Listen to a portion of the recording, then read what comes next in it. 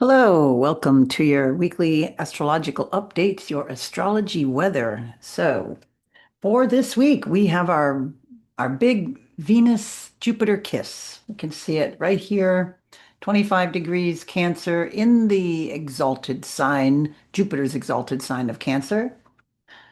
This is a really nice day. If you have anything in water signs near 25 degrees, it's probably blessing you even more in Cancer, Scorpio, Pisces. This is a really nice aspect, or in anything that is, let's say, sextile or that same polarity away from that.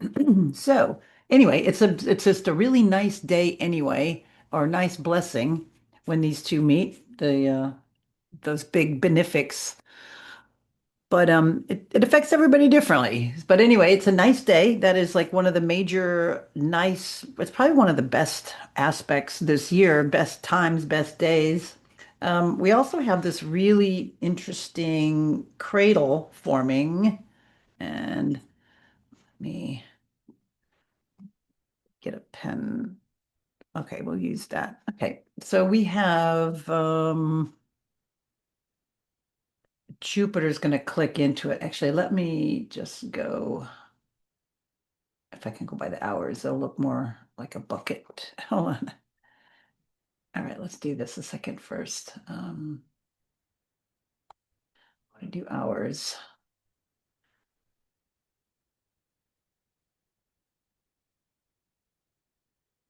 All right, that should be a little bit better. It's just such a cool shape, and this is coming into form right now. So we have a couple things heating up here. So between we have this nice outer planet. Here we go. Here to here. This is going to get more exact. It's here to here. And then Jupiter will get more exact when it moves into Leo. But you can see that it's almost there. I mean, I'm not drawing straight lines here, but you see 5 degrees and 4 degrees, and these are, again, 60 degrees apart. Um, Pluto to Neptune, and then Neptune over to Uranus. We have again, it's like four Aries to two Gemini, almost perfect. And then here the Uranus over to Jupiter. Jupiter will have to go into the next line, which it's going to do. But this is what we have forming. And this is like the outer planet bowl, or it's holding, it's this holding pattern, this really interesting shape. So that being said, this is we'll talk more about this in the future. But this is what's it's it coming into orb. This is kind of an interesting shape because it's all the outer planets and it's kind of holding us into a really interesting, cool formation. Maybe that's like an outer blessing. It's the outer planets. It's kind of like the major arcana. It's like something behind the scenes, maybe something that it's like our egos are beneath. Maybe there is something greater than us. Can imagine that. Okay, so that's forming, that's forming in here, and then we have this bowl pattern, except for when the moon breaks out and goes, is the handle. We talked about this last time. So this is the basic shape and theme that we have going on. We have the moon in Aries right now, and it's right here in this, in this little stellium of it's back over between Neptune and Saturn, and it's by Chiron. So it's maybe putting the mood right for today into maybe a little bit more forward thinking, a little bit more aggressive, maybe a little less patience. Um, but we also have Mercury coming, Mercury is in Cancer. So we can have an extended stay of Mercury in Cancer. And Mercury is going to go retrograde at the end of this month. It will go retrograde on the full moon on the 29th. So Mercury retrogrades, we'll get there in a bit. Oh, at 8. No, wait, see. We'll have to look. Late in the degrees, late in Cancer. So let's see. Where are we here? We're 12. So it goes pretty late, and then it moves. It will go direct at when it's at 16. So it's almost in its shadow. It's just a few more days. So from a few more days, maybe the end of the week or weekend, um, it's going to be in its shadow period, which will mean that some of the events that will happen now will have to be recovered, be going back over again. And Mercury in Cancer, this is kind of, I think it settles Mercury down a little bit, especially with so much of the outer planets I mean, we have so much of the air and fire energies going on. I think it just, and then with Uranus newly into Gemini, Sun into Gemini, it's going to make, it's like Mercury, you're bad. You have to go take time out. You got to go lay down and take a nap kind of a thing. So it's like, it's hard to, Mercury in Cancer, it's heart to heart conversations. It's you might wear your heart on your sleeve. You might speak with an emphasis on emotions or more empathy than facts. Mercury wants facts, but it's going to maybe override that a little bit. And this is where it could be dicey. It's good on one level because of that. It slows the thinking down, makes it more grounded, makes it more considerate rather than flitting, onto the next, new idea, new thought, move this, and not realizing it. It's getting, and instead of too many facts and too logical, it brings in the heart. But also some of the pitfalls, and this is what you need to look for now. I mean, Mercury's in Cancer. It has been a little bit for the last few weeks, but as it moves further into Cancer and then it slows down near the end of the month, so it's going to be retrograde in Cancer. So it's going to be there an extended time. So Mercury's got to be in like timeout. It's like you were just too explosive, too bad. You got to go chill, kind of a bit. So pitfalls, the things we got to watch for are emotions can run heavy. They can, because we're taking a pause from the mercurial thinking, it can get more to feeling, but then it could be a little bit cloudier thinking. I think when Mercury has an extended stay in the water signs, especially in Cancer, it can definitely cloud your thinking, maybe leading to misunderstandings or passive aggressive issues. Definitely. You're feeling, you're thinking one thing, or maybe you misunderstood or heard something wrong or didn't know, or all of those weird things with Mercury getting a little twisted there. And taking taking things too personally. This is the time that your skin gets a little thin. So these are just some things to watch for as Mercury goes um, deeper into Cancer, and then what else I want to tell you about? And starts to move, just get heavily in that home, family, roots. Um, yeah, going back to feeling. I thought I had one more page of notes. Okay, just going back to feelings over too much thought. Again, I think this is kind of good for this energy on one level because we have so much in Gemini right now. It's launching us forward. It's going to make the mind slow down a little bit. So I think this is good. I think this is a good thing here. But yet to still watch for those pitfalls. Okay, that is the big thing for this month. I'm just going to fill in a few other little things. Tomorrow, let's go back to days. Tomorrow, we have Mercury making a square over to Saturn. So we have a little emphasis on Mercury right now. Here's Saturn right down here, and then Mercury here, 14 degrees, and then Saturn later in the day will click into 14. Almost there. Well, it was Mercury at 13. Okay, so it's Mercury's kind of there it is. Late today, and it goes to jumps. It's going still pretty fast, 2 whole degrees in a day.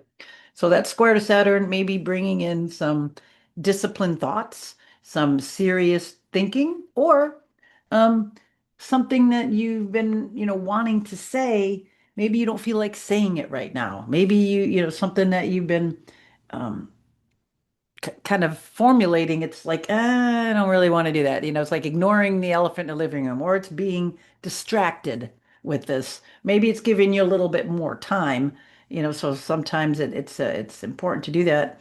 Also with the sun here, sun in Gemini, squaring over to Pluto. I'm sorry, trining over to Pluto. Or, I don't know, actually, it's trine by sign, but it's like 135 degrees.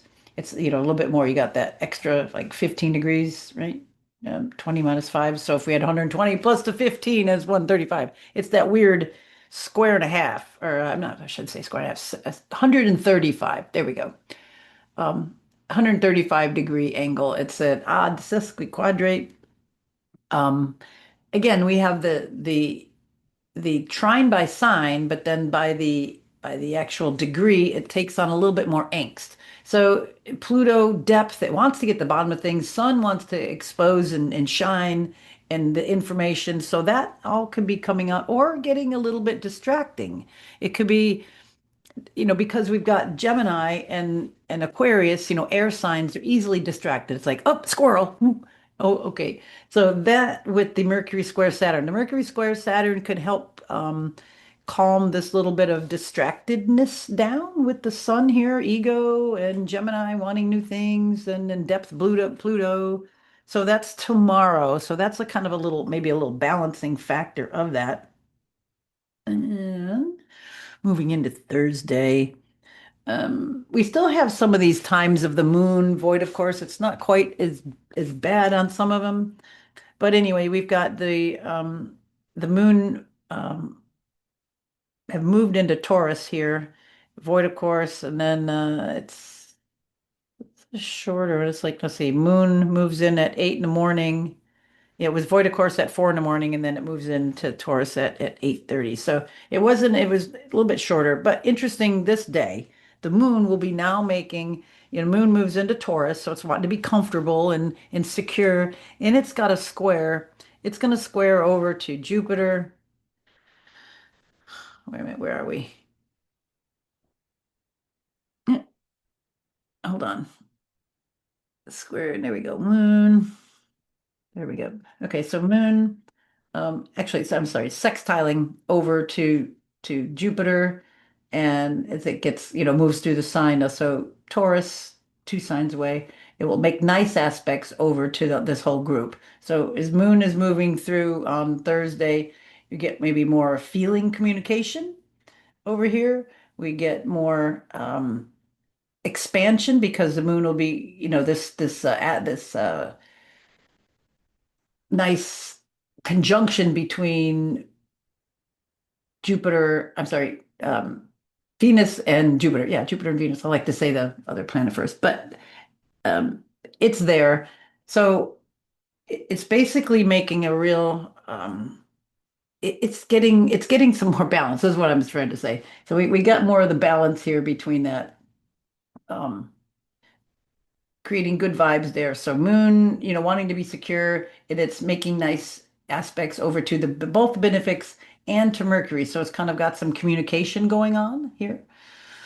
All right, so nice day here. Also on Thursday. Anything else on that? It's kind of a nice month. We really have kind of a chill. This is a good chill month until, get things ready, to near the end of the month because we're gonna have the Mercury retro. So, start backing things up and getting into redoing certain things.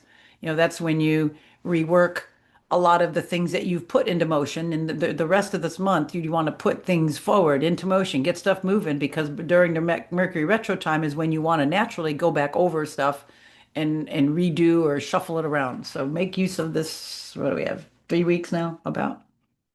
Okay, coming into Friday. Um, where we got okay, moon and Mars meet, Mars and moon. So we got a little bit more emphasis in the secure sign of Taurus. So it could be how do we say it? It's kind of like you don't really want to poke the bull, like poke the bear kind of thing, maybe. Um, it could be complacent, a nice complacency, a nice caring, but and then it also could be energized emotions, energized being stubborn, not wanting to change, not wanting to budge on something emotionally. So, watch that on Friday. Somebody might not want to budge with you also. So if that's the case, just wait a day and a half, and then the moon will change signs. It's going to then go over Uranus, and things will change. So again, if you're not getting your way over here on Friday, let it sleep on it, and then going over Uranus, the moon, it does strange things. So it could definitely make you reconsider, bring something in, um, or make somebody else reconsider or bring something in. And the same with you. If you're stubborn on something and you're not sure, you might need to think on it. This is definitely to sleep on it. Yeah.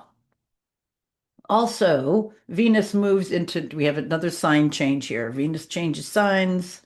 Moon moves into new sign, and then Venus changes signs. Moving into, um, God, I can't think today. It's moving into Leo. My goodness. So Venus in Leo, it's like showy. It wants to show off. Um, it wants to have an emphasis on itself, it was like on me. It wants to shine. It goes over the top. It could be a lot of maybe paying attention to a little bit more mundane things, maybe, more your appearance, more how you look, how you affect people, and then wherever Leo is in your chart, the Venus part could be beautifying that area. Leo risings might do something with their appearance. Um, Sag rising, let's see where, I'm just trying to think. I'd have to, I should do a thing and roll around the charts where stuff is. But just look and see where it's rising. I mean, where that energy is, and where that Leo energy is in your chart. Like this one right here, this person's Leo energy is like seventh house. It's like late sixth and seventh house. So it would be maybe shining at work, cleaning up the workplace, because it's on the cusp of the seventh house here. It's, Leo in relationships. It could be spicing up your relationships. It could be making them more dramatic, bringing more attention to relationships. Yeah. Also, Venus being here is a little bit more dramatic on the self. It could be, people that have a lot of Leo in their charts. With Venus there, it's going to probably overspend, overindulge. You might want to go get your eyelashes done, or you might cut your hair, or you might, you get some more emphasis of yourself, more bling, more attention to yourself. And then Jupiter is about there. Look, right at there. It's near the end of this month. It's going, I'll just do it by days, see when it's going. Jupiter will move into Leo also on right, right at the end of the month there on the 30th. So we have a lot going on here. We have we have Mercury retrograde on the 30th. We'll get here, but I'm just going to give you a heads up. We'll have the full moon, and then we have Jupiter going into Leo. So Jupiter going into Leo is like, expanded confidence, slightly overconfident, um, bold creativity, public recognition, requiring balance. You got to, you balance the confidence with humility, basically, because it's going to make you like over the top. It's also good for bringing out your creations, for bringing hobbies. This is for the next year now. I mean, it does its little retrograde, but this is where it's moving. So we got hobbies, bold expression, leadership, where you want to be visible, being visible. This is where we got to watch over overextending, um, overextending finances, being overconfident. And we start out with both of the benefics moving into Leo. So it's going to be a bold Leo burst coming right around into the first part of July. The Venus moves in here first. Venus will be there until the 9th. So right after our all of our celebrations, are in the United States, July 4th, all the hoopla. Um, that's that big Venus and big Leo, the big Leo. Look at me. Leo is, llama. I don't want to say it the whole way, but look at me. Look at me shine. Look at me be creative. Look at me be on stage. Listen to me. Me, it's all about me. It's fun. If it's all fun. Oh, we'll spend money. This is the danger of that. And then Jupiter being there too is always wanting to go over the top. Over the top. So be very, very careful of that coming in, and then looking for, where that is in your chart, where Jupiter is going to be Look where Leo is. If it's in your second house, it'll be blessing you maybe with more money, more income, more security. If it's in your third house, more communications. It's in your fourth house, more family, more home, more emphasis on that. In your fifth house, it's like Leo itself, more securities. If it's in your sixth house, your Leo in the sixth house, it'll be more emphasis on work or health. Might be where you really can make lose weight or improve your tone or your appearance or whatever. Seventh house will be more on maybe your relationships get more dynamic, more creative. Eighth house, big emphasis maybe on legacy, death, taxes, other people's money. It could be where you have some good investments, make some big investments if you have Leo in the eighth house and it's there. Ninth house, maybe you go back to school, maybe do traveling, distant learning, anything to do with foreigners or foreign things. 10th house, it could be a big career change, a big advancement to your career, or bringing attention to your career or who you are in your career. 11th house, it might be more emphasis on groups, maybe getting the group seen, making the group more visible. Maybe contacts with the group become more dynamic and fun. A lot more fun with the groups. 12th house, maybe enjoying being by yourself, enjoying solitude, enjoying behind the scenes, maybe being reclusive to bring your creations forth, having the solitude and the time to create, maybe lessening the noise of the world and having that inner creations. So that's just a little bit about, just a real quick about how that is wherever it's in your chart. But then as we come into, let's see, did I get through the rest of the week? Um, Pretty much, yeah, there we go. Coming into the new moon. That's well, all right. So there, change signs. I told you that. And then on Sunday, I think I got about right time here. It's like almost 11 o'clock. Yeah, it's just a little bit late here because it just passed it, the minutes. But here we have the new moon in Gemini. So lots of communications, lots of ways of putting out communications, new ways of communicating. Wherever Gemini is in your chart is, it's like from that house is like where it's coming from. So if it's from, it's like if you have Gemini rising in your first house, it would be maybe new communications about how you communicate, how you as a being communicate. Maybe it's the second house, it's how you communicate about your stability or finances. So it gives you, just think of those areas and where your communications are going to be renewed and inspired. Um, if it's in your sixth house, you've got Gemini in your sixth house, then it might be more communication at work, how you communicate at work, how you communicate maybe about your health. Okay, so newness, then where you're going to create something new. This is the new moon, the time to do that. And it's again in that sign of Gemini where you get new data on something. So use this new moon to set new intentions on anything to do with the way you communicate, how you communicate, information, computers, um, reliability of communications, all of that kind of stuff.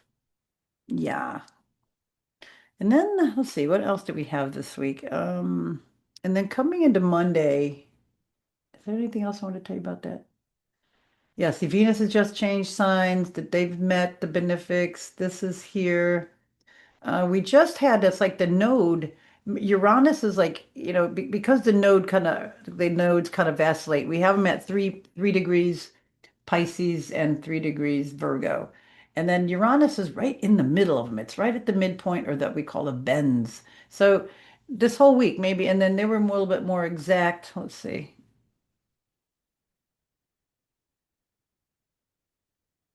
Oh, it's there. Yeah, okay.